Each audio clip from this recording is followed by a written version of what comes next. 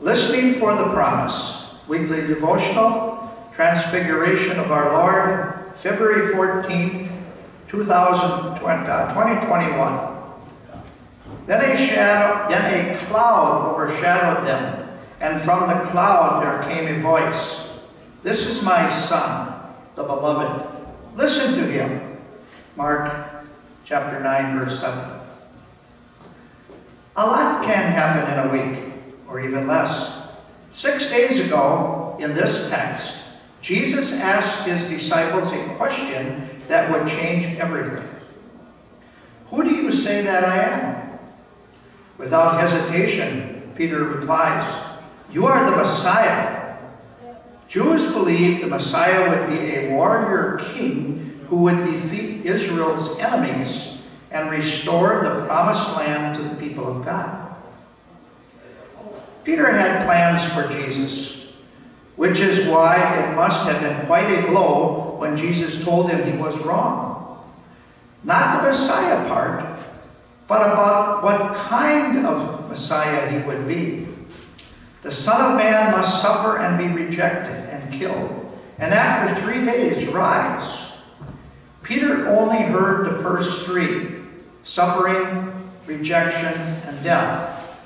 So much for high hopes and big plans. It's now 6 days after everything fell apart. Maybe Jesus sensed that Peter was ready to bail out. Maybe Jesus had just loved him so much that he felt it was time to show him. All we know is that Jesus took him, along with James and John, up a mountain to get away and figure things out. And something happened up there. Jesus changed. There was a radiance about him that lit up the landscape of their hearts. And the only words to describe it was glory. Peter tries to speak, but before he can form words, that's when he hears God's voice. This is my Son, the Beloved. Listen to him. Listen to him. These words can speak to us as surely as they spoke to the disciples on the mountain. Listen to him. When the world seems to make no sense, seems crazy or disjointed, we need more than ever to simply stop and be still and try to hear what God is saying in the midst of it all.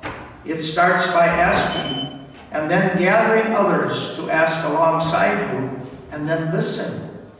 Through this word, through the church, and through others as he speaks, we know how God speaks through his word. Look at Jesus. Look at what he says and does.